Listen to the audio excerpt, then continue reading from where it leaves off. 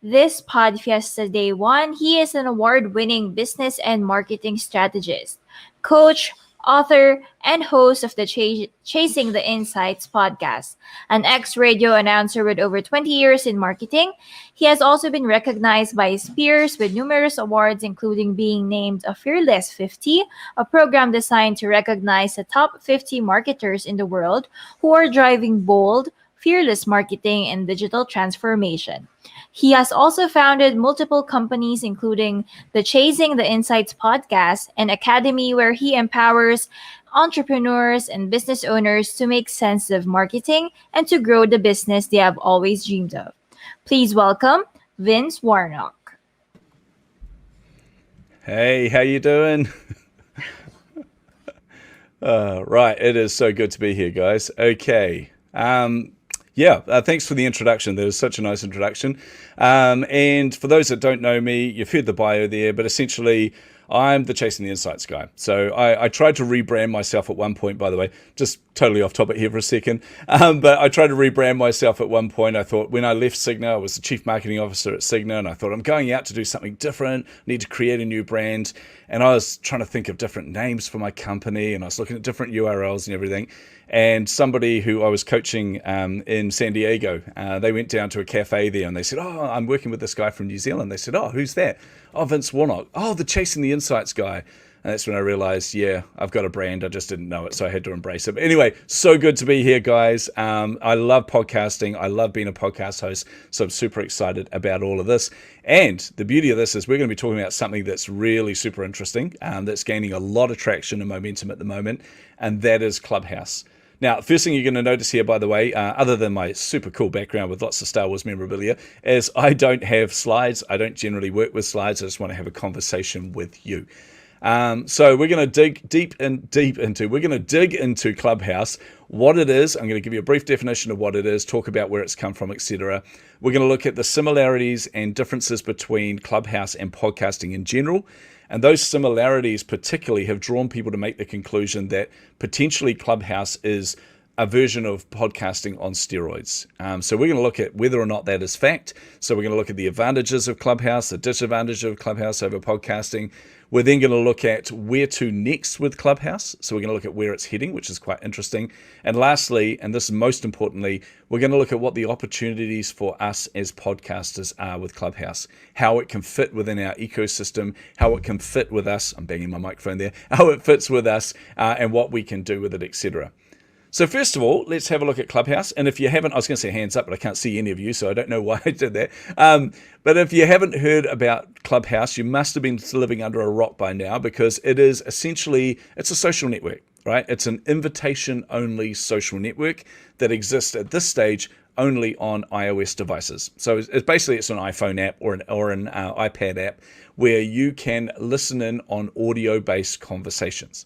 So it's an audio chat-based social network. So there's no video component to it. You can't message anyone. You can't text anyone. There's no text conversations or anything. It is purely voice, either a one-way conversation because you can listen in on people talking, or in some cases you can interact with them as well. It's launched April of 2020. It had an alpha release before that around March, but the development of Clubhouse has gone very, very quickly. It was created by Paul Davison and Rohan Seth at the Alpha Exploration Company. Those guys are absolute legends when it comes to technology.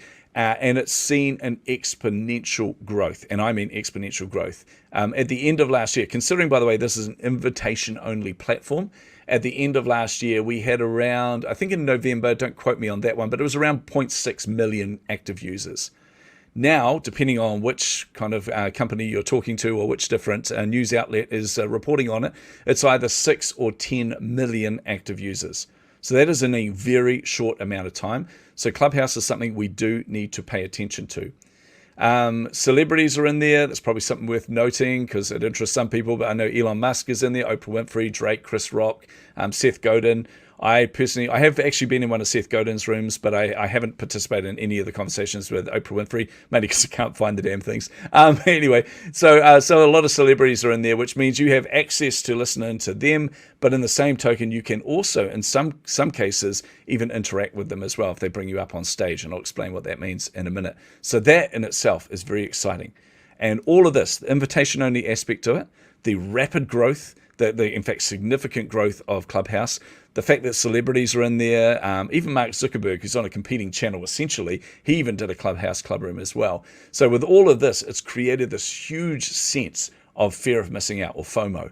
So there's a whole pile of people who aren't in there who desperately want to be in there. And by the way, before we go any further, if anybody does want access to Clubhouse, you've got an iOS device, you want access, and you're thinking, I hadn't even heard of this before, do hit me up in the Q&A afterwards, or hit me up on social. I've got a few spare invites I can allocate to you. So how does Clubhouse work? Well, first of all, you download the app. I mean, that one's pretty obvious. You download the iPhone app, you go in there, you create your account once you've got your invitation, you set up your bio, and note your bio is very limited. It's text-based bio. You can put a few emojis in there, but you can't put hyperlinks within there. You can now connect it to your Instagram account. You can connect it to your Twitter account, which means that people can click on those, find you on those two platforms and interact with you. But other than that, you can't really use it for terribly much marketing. Like you can't link it off to your podcast, for example, but you can mention it in your bio. And I mean, a lot of us cheat in there. I just say, hey, go to chasingtheinsights.com. It's not hyperlinked, but people know that they can type that into a browser and voila, they go to the website. So you set yourself up with your account, and then like any social network, you start following people. Really simple. So you find the people that you like in Clubhouse, you look at their friends, that person there seems interesting, I'll follow them, and you just start to create your network. So you follow people, and people follow you back. That's a lot of follows. You follow people, people follow you back. So once you've done all this, then you come to the core structure of how Clubhouse works. And I'm going to explain it in the terminology of Clubhouse. It gets a little bit confusing, but trust me, it's quite simple once you understand it. And then I'm going to give you an analogy which will help you to kind of paint the picture of what Clubhouse actually is. So first of all, when you're in Clubhouse, you've created your account, you've done your bio, you connected with people, etc. You come to this thing called the hallway, which is just a fancy name for basically a landing page. And this landing page will just list all the different conversations, all the different things that are happening on Clubhouse at that time. So we call those conversations rooms. So the way Clubhouse is structured, Clubhouse itself is this big, huge thing. Within Clubhouse, you have all these mini kind of clubs within there. Like I have the Chasing the Insights club. And within those clubs, you can have rooms. And those rooms are the conversations. Those are essentially, think of it like that would be your podcast episode. So if you think of Clubhouse as, say, Spotify, the clubs that are in there are your podcasts, and the rooms that are in there, they are your episodes. So people go in and they listen in on that conversation, they listen in on that episode, and in some cases they participate in it. So that's how Clubhouse works, essentially. Best way I can describe it to you, other than the podcast analogy itself, is think of the hallway as Main Street in downtown, wherever you're living right now. Think of the clubs as the different bars and cafes that are there, so essentially the clubs. You walk into a club or you walk into a cafe, you'll see all these different tables there with people seated at them. Somebody at that table will be speaking, others will be listening. Those are the rooms. And you go and you sit yourself at one of those rooms or at one of those tables, and you participate and listen in on the conversation. So that's how it works, really, really simple. But as I said, audio only. No text component. You can't message people in there. You can't reach out to people outside. You can outside of Clubhouse, but you can't do it within Clubhouse itself. You can just follow them and they can follow you back. That is all. The other thing to note is those rooms themselves, so those cafeteria or those cafe tables essentially are limited to 5,000, which is a very, very big table, by the way. So you can have 5,000 people listening in. So I think the Seth Godin one I was in had around 5,000 in there. I was very lucky to get in on that one. If Oprah Winfrey or Elon Musk are doing it, or Drake or any of those, you can guarantee they'll probably max out as well. So that is Clubhouse. Now, a lot of those elements that I just described are why people are starting to compare it with podcasting. The fact that it's audio only. In fact, if we look at the similarities, first of all, audio only, or mostly audio only. I'm aware that there are video podcasts out there, but if you look at the core, the majority of podcasts, they are audio only, and obviously in Clubhouse it is only audio. So that's a similarity immediately jumps out, and people go, is this similar to podcasting? The other thing to note there is the little or lack of engagement within there. And by that, I mean with a podcast, you listen to an episode, you can go off and review the episode. That's not a problem. You can review the podcast itself. You can reach out to people on social media. You can go to the show notes. If you've got your website or your landing page or your hosting page, you can go to the show notes and you can interact there and click on hyperlinks. So you can do that with podcasting. With Clubhouse, you're in these rooms, you're listening in on the conversations. However, you can participate in the conversations. And the way this works is I'm going to describe a room for you. So picture those tables in the cafe. Those are the rooms. You go up to that room, and the way it's structured is on top you have the stage. So this is where you have the host, the person that's speaking, or the co-host. In some cases, I ran one the other day. We had, I think, 6 co-hosts. So 6 of us up on stage, like a panel discussion. We're all talking with each other. Then you have kind of 2 layers of listeners. So there are the listeners that are followed by any of the co-hosts, and that's just a way to filter so that if you look down, you see your friend there or someone you connect with, you can bring them up on stage if you want. And then underneath you have the plebs, the normal people. You have all the other listeners who are just participating by listening in on the conversation. However, and this is where it gets really exciting, you have the ability to push a little button that raises your hand, not literally raising your hand, but raises a little alert there to say that you want to come up on stage. So if you're listening in to, say, Seth Godin, and he brings up a really good point, or you've got a question for him, you can raise your hand and he can choose, or a moderator can choose, to bring you up on stage. And that means you then get to participate in the conversation. So you get to ask questions or contribute or add to or give your opinions. So that in itself is something that's really exciting, a little bit different from podcasts. But again, the little engagement is where people have made these comparisons between the 2 platforms. And this is why people are starting to say, hey, Clubhouse could be podcasts on steroids, or it could be where podcasting is heading. But we'll get to that. The other similarity between the 2 is the fact that the device usage. So if you think about it, Clubhouse is purely iOS device. So it means you're listening to it on a tablet or participating on a tablet or on an iPhone. And as we know with podcasts, 65% of listeners are all listening on a smartphone or on a portable device, I should say, 25% on a computer or a desktop, 10% on a smart speaker. So not quite the same, but majority of it is portable-based device. So there is some similarities there as well. Now, so this, as I said, has drawn people to go, is this where podcast is heading? Are we heading towards Clubhouse? Is that where all of our podcasts are going to be in the future? The short answer to that is no, it's not, but it does have its place, and it does pose a really interesting and really exciting opportunity for us as podcasters. So now I'm going to look at the advantages and disadvantages of Clubhouse over podcasting, and you'll start to see what I mean about why I don't think it is the future of podcasting, but where it also has the opportunities. So first of all, let's look at the advantages of Clubhouse. And one of the biggest advantages of Clubhouse comes from the excitement around the whole thing in general.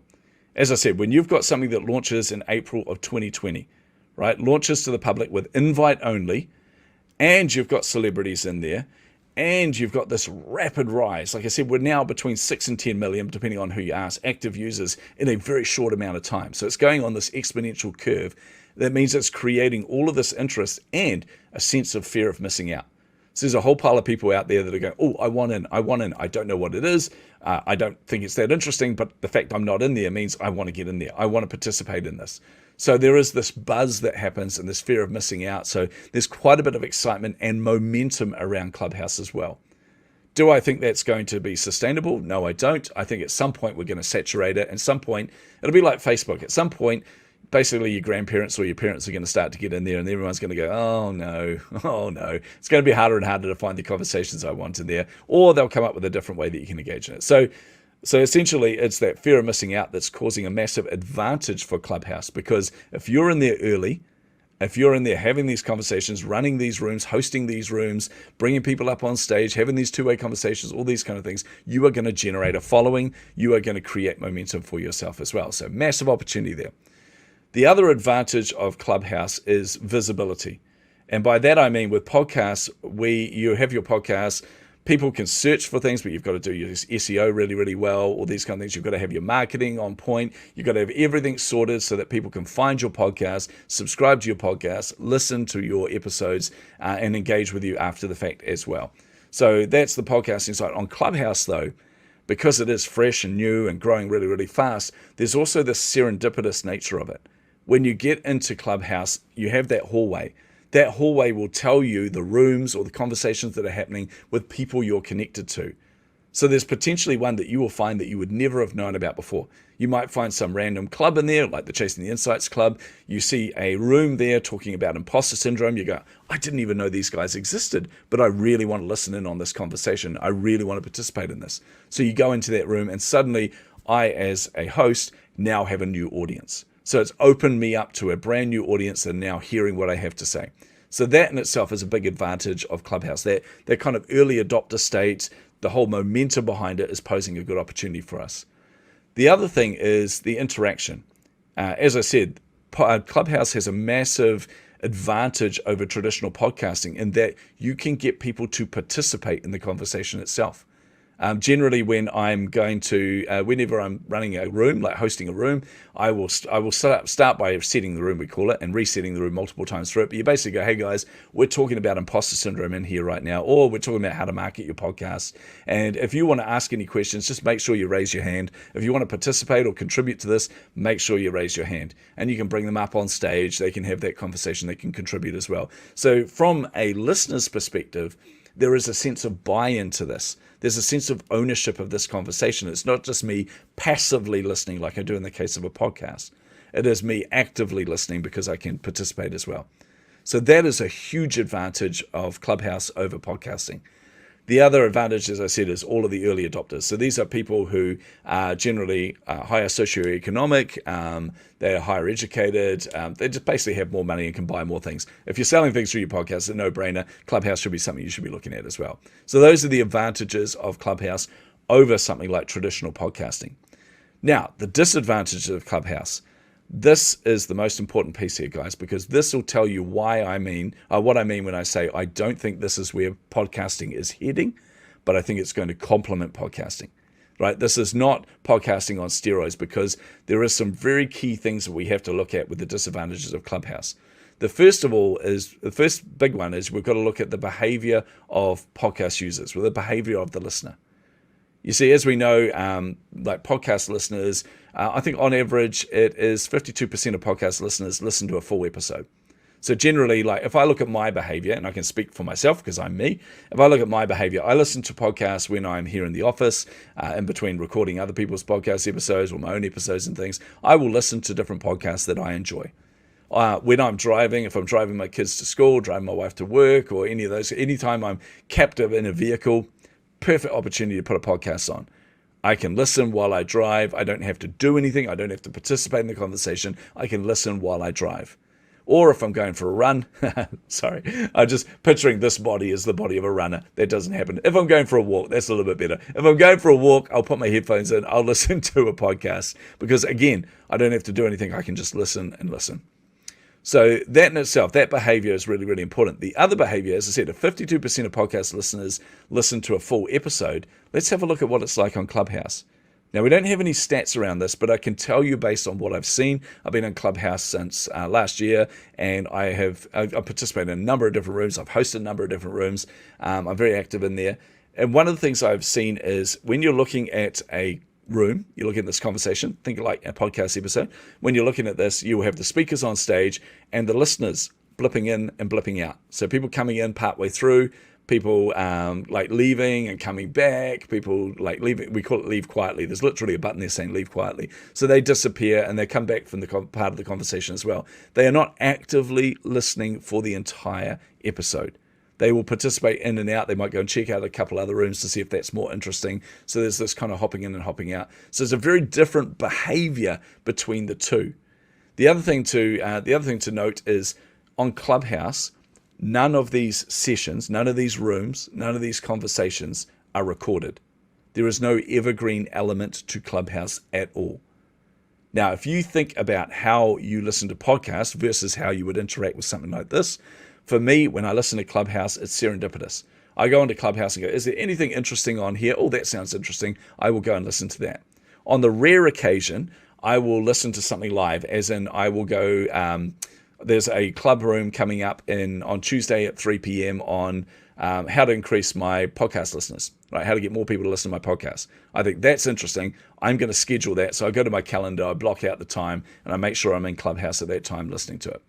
So you can do that, but essentially it is serendipitous. It's once you listen to it once live, or it's gone completely. You're never going to hear it again. Versus podcasts, and with podcasts, I'm very deliberate. Beginning of the week, I will set up my schedule for the week. I'll look at all the different podcast episodes I want to listen to. I'll put them in a queue, usually on Spotify for me, because I've got an Android device. So I'll put them in a queue, and I will listen to them throughout the week. So these are very deliberate. That is what I want to listen to. I queue them up and I listen to them when I have the opportunity. Versus Clubhouse, which is if it ain't live, I'm missing out on it. Or if I'm not in there live, it's gone. So in other words, if I'm driving to work, I can't really, while I'm driving, because this is bad, I can't really sit there and scroll through the different club rooms to see what one's interesting. If I find it's not interesting, I can't really play around with that and go to the next one. Whereas, of course, with a podcast, I can just skip to the next episode on my queue. So very different kind of behavior there, but that fact that there's no evergreen element to it is a massive disadvantage of Clubhouse versus podcasting. And this is what I think will really separate the two platforms from each other. Podcasting is very deliberate and evergreen versus Clubhouse, which is very serendipitous and immediate and live.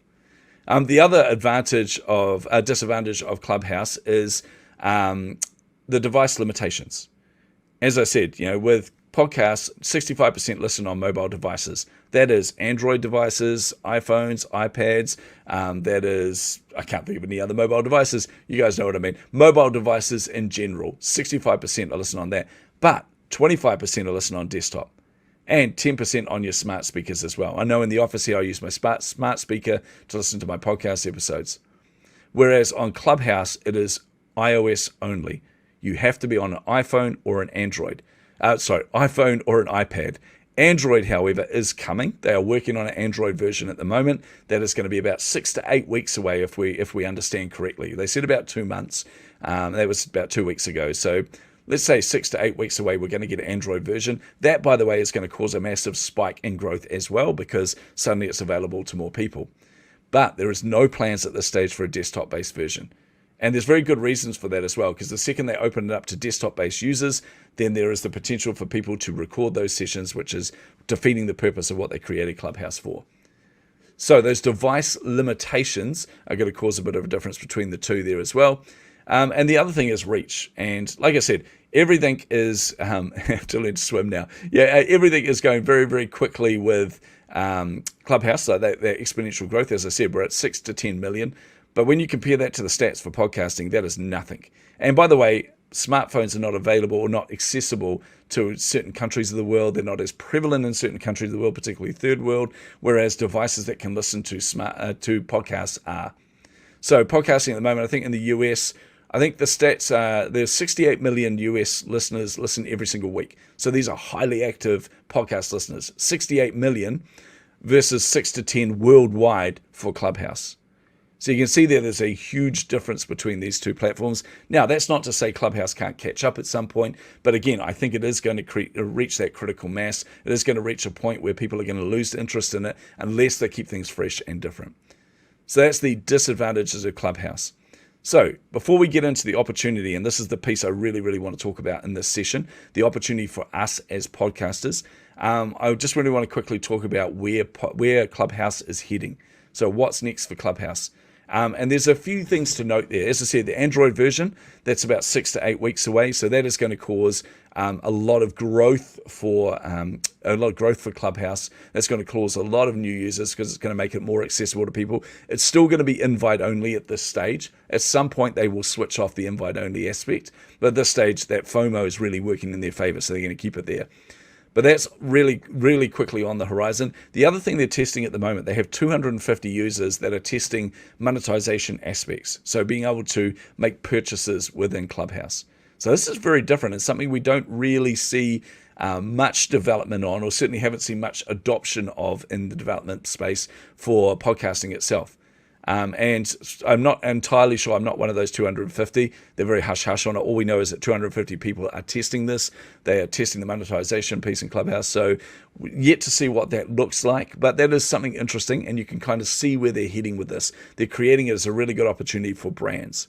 And the other aspect I want to talk about is the fact that Clubhouse is evolving very, very quickly. They are making changes on a regular basis, and this is making massive improvements to it. So it is not something we can ignore. It is something that is not going to go away. It is not going to replace podcasting. It isn't podcasting on steroids.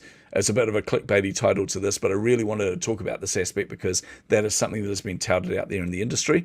It is not podcasting on steroids at all. However, there is a massive opportunity for us there as podcasters.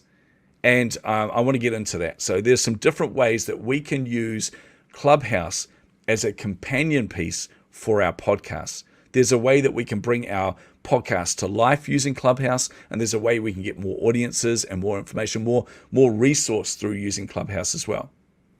So the first of these is the fact that we can actually start to use Clubhouse and our club or our rooms as a way to keep the conversation going for our podcasts. For example, if I'm running my Chasing the Insights podcast, I do an episode, I interview Miko in there and go, right, okay, let's talk to you about the future of podcasting, or let's talk about marketing a podcast. Let's talk about a topic in there. And at the end of my show, I go, hey guys, if you want to keep the conversation going, if you want to ask any further questions on this, or if you want to add any comments or give your opinion on that, I will be live in Clubhouse every Friday at 2 p.m., for example. So they know they can go into Clubhouse, they can ask specific questions about an episode, they can follow up on that, they can give their comments, give their feedback, all these kind of things. It gives you a way to bring them together as a community that's a lot easier in some ways to going, hey, reach out to me on Facebook, reach out to me on Twitter, right? If you say I'm going to be at a specific place on a specific time, then there's more incentive for them to be there at that specific place and time. So there's a way you can kind of bring it to life and create a bit of a community aspect for your podcast using Clubhouse itself. The other things you can do is, and this is a really simple one, I've used Clubhouse for this a number of times. I've actually found guests for my podcast. I've found guest interviews for it. So I've gone into different rooms in there. I've heard experts speak. So you're automatically seeing what they sound like, hearing what they sound like. You guys know what I mean. You hear what they sound like on there. You hear how articulate they are. You hear how engaging they are. You hear their energy, how they turn up for that room. And you can make a judgment call and go, actually, this would be a really good guest for my show. So you can reach out to them on social, get them on your episodes and things. I've found a number of different guests for my show through Clubhouse as well. By the way, I've also found a number of different clients on Clubhouse. Seriously, I ran a room and they're talking about imposter syndrome, talking about how I work with my clients. And I had 2 people reach out to me and sign me to coach them off the back of that one club room. That, by the way, is phenomenal. That made me very excited about Clubhouse, funny enough. So you can find guests, you can find contributors and things like that for your podcast using Clubhouse itself. The other thing you can do is research. And by this, I mean there's a number of different ways you can do research. But Clubhouse itself is instant accessibility to an audience. And by this, I mean you can go into Clubhouse and test topics that you want to talk about. So if I want to run a podcast episode, I'm looking to do a podcast episode on becoming an author, like how becoming an author can help to market you as an entrepreneur. So if I'm going to do that, I can assume that is a topic that my audience want to hear about, right? I may have my Facebook group, which I do. I can ask them. So there's a captive audience in there. They'll give me their feedback. I can ask on my social channels. You may or may not get feedback from people, but you can find out whether or not this is something interesting. On Clubhouse, that's when you can really elevate that. You can run a room or a conversation on that exact topic and talk about this and see what kind of interest is gained in there. So if you suddenly get a whole influx of people coming into the room wanting to participate in the conversation, wanting to listen in on what you have to say, then that is a good indicator, a good way to test to see that topic is something that's going to be really relevant for your audience on your podcast as well. But the other aspect you can use there for research is you can start to ask questions or find out questions from your audience. You see, if you're running a club room, and say we pick on that topic, we said, of how being an author is going to help you to market yourself as an entrepreneur. So if I'm running a clubhouse on that, or club room on that, and I'm talking about the different aspects of it, and all of a sudden I see an influx of people come in, and they're all listening in on the conversation, I say, hey, raise your hand if you've got any questions, and then about 20 people immediately ask the same kind of question. They come up on stage and they're asking something along the lines of, but it's how do you get published? What are the different options? Then you can tell that is a question that is really going to add value to people if you answer it on your podcast. In fact, you can even use it at that point to tease your podcast. Go, actually, guys, rather than go into it here, I've got an episode I'm working on at the moment for my podcast. It's going to be coming out in 2 to 3 weeks' time. Make sure you subscribe to the show. That way you can hear that episode. We will cover that off in more depth. So again, you're tying the 2 platforms together, but you're gaining all of this incredible insights, these incredible intel that you can use for your podcast itself. So you can find out the fact that these topics are interesting. You can find out the questions that people have. You can also interview people, ask their opinions on it. You can say, hey, raise your hand if you want to come up on stage. I'd love to hear your opinion about this topic. They come up on stage, you're asking them, you're noting down, because you can't record it, you're noting down all the different things they say. That is now fuel, that is food, that is info, that is stats, data, whatever you want to do for your podcast episode.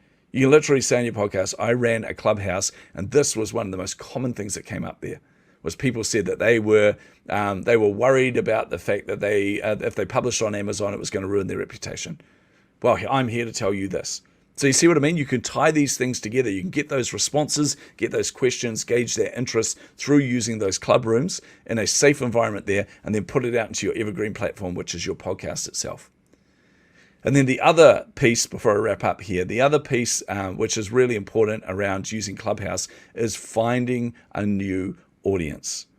And this is one of the most exciting things as well, is I have found, I've seen a massive growth in my podcast off the back of using Clubhouse. Because I will host rooms in there where I'll talk about various topics. I will mention in there a number of times, hey, we cover off topics like this on my podcast. Make sure you go and subscribe to it. Love to hear your feedback as well on the podcast itself.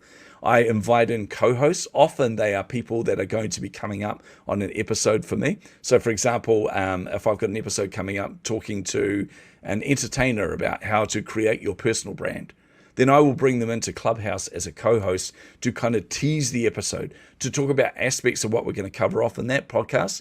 And that way you get people really excited about that. They're listening to the conversation on Clubhouse. They want more. You're teasing them. They want more, they want more, they want more. They go to your podcast, they subscribe, they listen to that episode. And as you know, once they subscribe or follow you on your podcast platform, then they're going to start to go through your other episodes as well. So it's a way to get in front of a new audience, an audience that you never had before. But here's the other exciting part, and this is your little cheat code essentially for Clubhouse. When you're running a room on Clubhouse, there is a temptation for us as entrepreneurs or as podcasters, as marketers, whatever else. There is a temptation for us to run that room on our own, to say, I'm going to host a room. People are going to come in and want to hear what I have to say. The challenge with that is anybody that's connected to you will be able to see that you're live. So they'll come up on stage. So you'll get an audience, but that's an audience that already know who you are. When I invite co-hosts up, when I invite people up on stage, suddenly that's pinging everyone they're connected to say, hey, Joe Blogs or Jane Blogs over here is now participating in this Clubhouse, or they're co-hosting Clubhouse with Vince, or co-hosting Clubhouse with the Chasing the Insights team.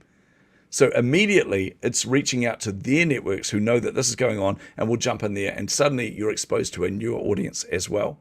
So there is a massive opportunity there for us to increase our engagement and reach, increase the amount of people we can bring back to our podcast. But the key here is Clubhouse is not in competition with podcasts. It really is a way to complement the work that we're doing with our podcast, with our episodes. It's a way to bring in new audiences, to find new guests, to do our market research, and to create a bit of buzz as well. So anyway, so hopefully you guys have found that valuable. As I said, I really do. We're going to go into a Q&A, so I do want to hear you guys' opinions, want to hear your questions about Clubhouse. If you're using Clubhouse, I'm really keen to know how it's going for you. I'm really keen to know what kind of wins you've got from that. As I said, I've signed clients off the back of that. I have found guests off the back of Clubhouse as well. It is a really good opportunity, but I want to hear your stories as well. Anyway, guys, thank you so much for your time.